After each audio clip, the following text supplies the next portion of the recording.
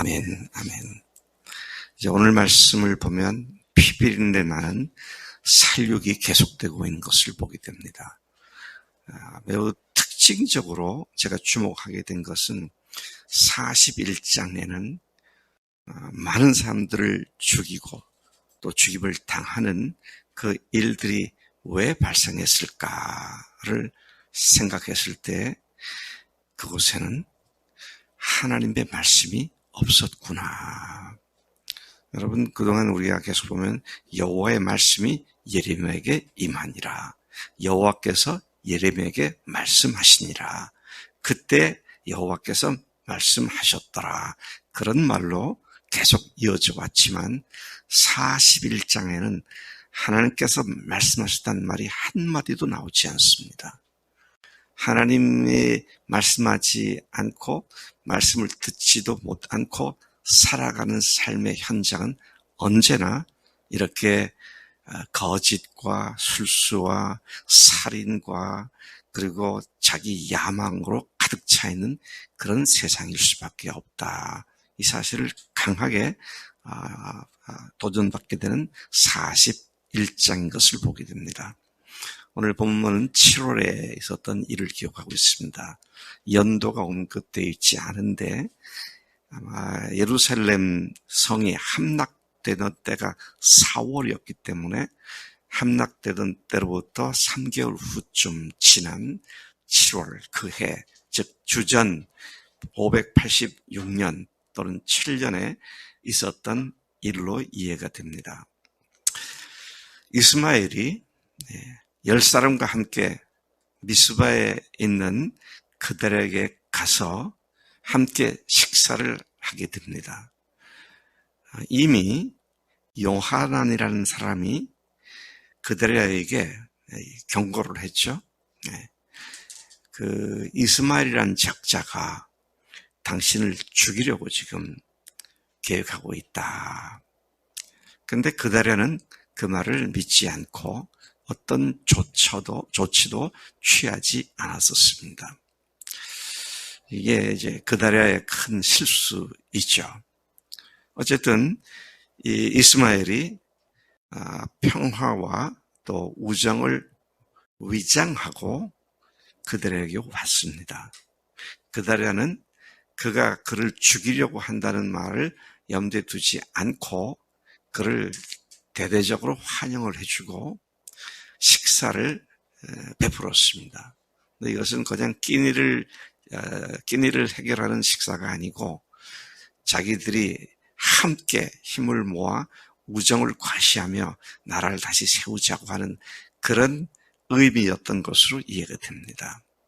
왜냐하면 너무도 믿었기 때문에 그다리아 총독이 어떤 무기도 갖지 않고 그냥 무장 해제된 상태로 식사를 하고 있었던 것으로 보입니다. 그러니 이스마엘과 그 10명 그 적당한 사람들이 죽이기가 너무 좋았죠. 또 거기에 갈대아 군사, 점령군의 군사까지도 살해를 하게 되죠. 자, 이렇게 41장 앞부분이 피비린내 나는 살육으로 시작되고 있음을 보게 된 것입니다. 근데 사실은 이 이스마엘이 그다리아를 죽이려는 것은 그가 피해 있던 암몬 왕의 사주를 받아서 그렇게 된 것이죠.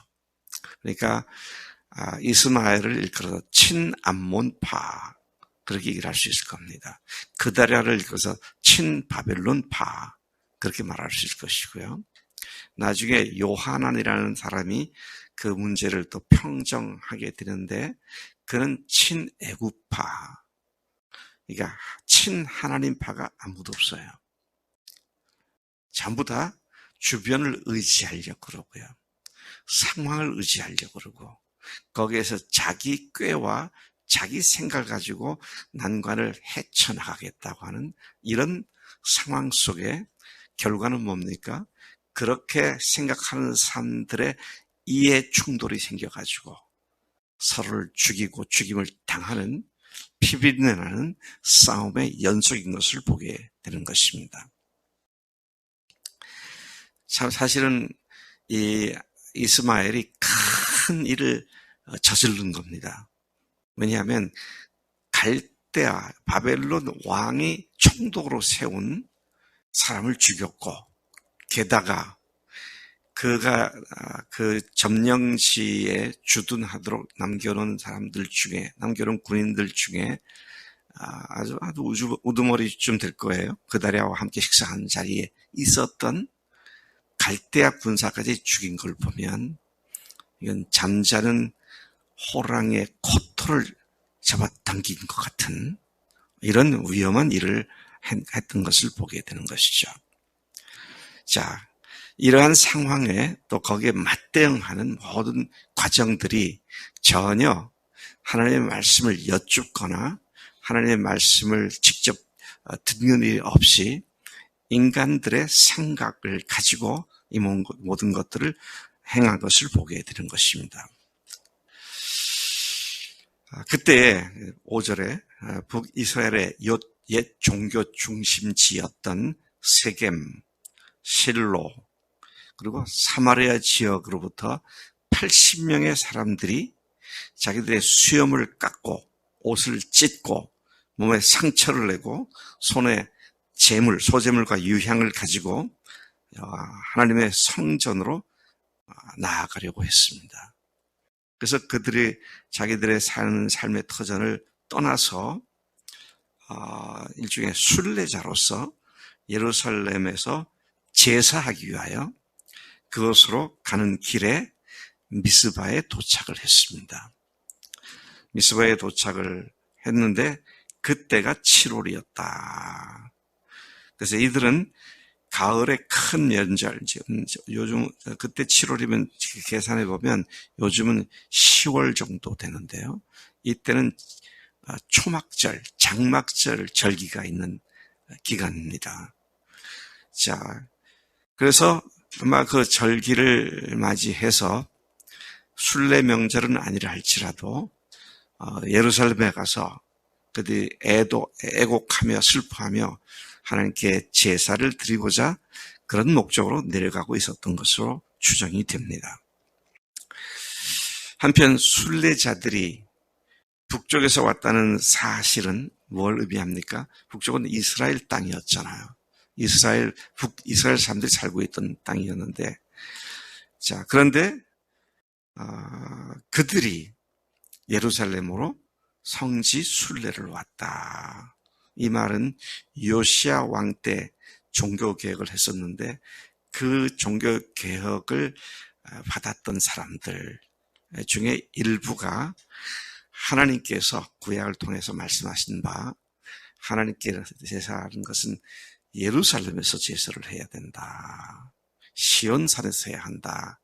그 말씀을 듣고 그 말씀을 염두에 두고 성전이 파괴된 곳에 와서 하나님께 제사하려고 내려온 것으로 그렇게 추정이 되고 이해가 됩니다. 사실 아까 제가 7월 달은 요즘으로 하면 10월 달이라고 그러는데 이 10월은 유대인 달력으로 보면 신년, 새해입니다. 로스 하샤나라고 하는 그런 나팔절이기도 하고요. 그래서 새해가 되면 그들이 이틀 동안 아침 저녁으로 나팔을 불면서 새해를 맞이한 것을 즐기고 기뻐하는 축하하는 그런 시간을 가졌었는데 바로 그 시기에 지금 그들이 미스바에 도착을 했던 것이다 하는 것이죠. 물론 이때는 성전이 파괴되었습니다. 파괴되었는데 그래도 그들은 그 파괴된 성전으로 와서 예배를 드리는 그런 마음을 갖고 내려온 사람들이었죠. 자, 그런데 누굽니까? 그 이스마엘이 그들을 죽인 후에 그들이 왔다는 얘기를 듣고 그들 80명을 모조리 또 죽여버리게 됩니다. 왜 그들을 죽였는지에 대해서는 분명한 언급이 없습니다만은 분명한 믿어지는 것은 그 80명의 하나님을 향한 성향이 이스마엘하고는 전혀 반대였기 때문에 이스마엘이 자기 편이 아니라고 판단했기 때문에 그들을 죽인 것이 분명해 보입니다. 70명이 죽임을 당했어요. 근데 마지막 10명이 남았는데 10명이 뭐라고 말하면 우리를 죽이지 마세요. 우리가 양식과 먹을 것을 밭에다가 감추어 두었는데 우리를 죽이지 마세요. 그러니까 그 10명을 살려두게 되죠. 자, 그런 피비린내나는 살육이 계속 이어져 갔습니다. 자, 그러고는 어떻게 하느냐. 이 이스마엘이 미스바에 남아있던 왕의 딸들, 공주죠. 딸들과 모든 백성, 이 사람들은 총독 그다랴를 옹이하면서 미스바에 남아있던 사람들인데 그들을 사로잡아 암몬 자손에게로 가려고 길을 떠났습니다. 그러니까 자기가 피해 있던 곳이 암몬인데 암몬 왕의 사주를 받고 왔다가 지금 다시 그리로 가는 그런 상황이죠. 그를 친암파, 그렇게 말하시죠. 친암몬파, 친바파, 친바벨론파, 친에파, 친애구파. 사실은 외교적으로 이 세 나라 중에 하나를 의지하고 이 난국을 타파해야 한다. 자, 이런 외교 노선으로 사람들이 나누어져 있었습니다. 그러니까 하나님을 바라보는 것이 아니라 전후 좌우를 바라보죠. 우리가 바라볼 곳은 어디입니까? 전후 좌우가 아니라 어디예요? 하늘을 쳐다봐야 되는데, 하나님을 바라봐야 되는데, 그러니 서로 죽이고 죽이는 그런 살육 전쟁이 벌어지고 있는 것을 보게 되는 것이죠. 자, 그가 그렇게 했다는 이야기를 듣고 있던 패잔병들이라고 말해야 할지 모르겠는데요. 요하난과 또 그와 함께한 군 지휘관들이 안 되겠다. 이놈을 그대로 놔서는 안 되겠다. 그래서 이스마엘을 추격을 하게 됩니다. 그리고 그들이 큰 물가에서, 기브온 큰 물가에서 드디어 따라잡았습니다. 그 뒤따라온 병사들을 본 이스마엘에게 끌려가고 있던, 또 이스마엘과 함께 가고 있던 사람들이 가만 보니까 이스마엘을 갖다가 추격해온 사람인 걸 알고는 얼른 그들이 돌아서서 이 요하난 쪽으로 돌아서게 됩니다. 자, 그렇게 되니까 어떻게 됩니까? 이 이스마엘이 완전히 상황이 자기에 불리하게 몰린 것을 알게 되죠. 그래서 결국은 그 많은 사람들 중에 자기의 최측근이라고 얘기할 수 있는 8명과 함께 도망을 쳐버리게 되죠. 자, 그리고 이제 누굽니까? 요하난이 이 난을 평정을 한 뒤에 그도 역시 겁이 났습니다. 왜냐하면 누굴 죽였어요? 앞에 그 사람들이 갈대아 군사를 죽였잖아요. 바벨론 군사를 죽였으니까 초강대국이었던 바벨론의 보복을 두려워하게 되죠. 그래서 애굽으로 피난 가기 위해서 예루살렘으로부터 6km 정도 남서쪽 방향에 있는 베들레헴까지 이제 도망을 가기 시작을 하는. 그래서 오늘 말씀은 거기까지입니다.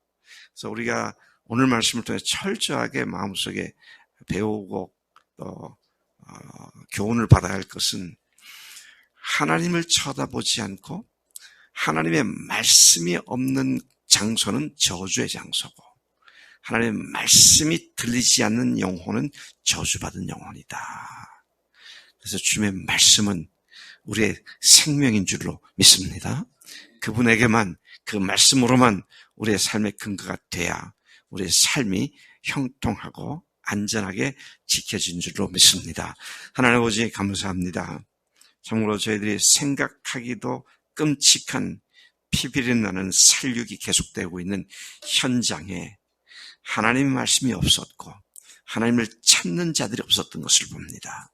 아버지 하나님, 우리의 삶의 현장에 항상 주님께서 주시는 말씀이 있고 그 말씀에 순종함이 있는 복된 삶의 모든 시간이 되도록 복 주시는 줄로 믿습니다. 우리들의 생각이 오로지 주님의 말씀에 집중되게 하시고 주님 자신께 피하고 도움을 입고 또 주님을 위하여 사는 우리 삶이 되도록 인도해 주시는 줄로 믿습니다. 감사합니다. 오늘도 그렇게 살겠습니다. 감사하고 예수님의 이름으로 기도드렸습니다. 아멘. 아멘.